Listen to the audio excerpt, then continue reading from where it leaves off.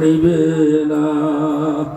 যেই মাওলা ছাড়া আমার কবরে কেউ নাই, ওই মাওলাকে না নিয়া কবরে যাব না। আমার মাওলাকে আমি এমন ভাবে ডাকবো, আমার মাওলা যারা আমারে আপন না করিয়া পারে না, যখন ডাক দেব লা ইলাহা ইল্লাল্লাহ, দিলে মানা খেয়াল করবো আল্লাহ বাদে কেহ মাবুদ নাই।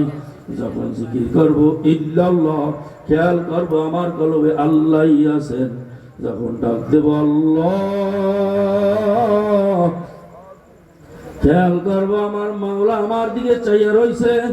আমি আমার মাওলাকে ডাকি, আমার মাওলা বলে বান্দা আমি তো তোমার কাছেই আছি। বান্দা আমি তো তোমার দিকে চাইয়াই রইছি।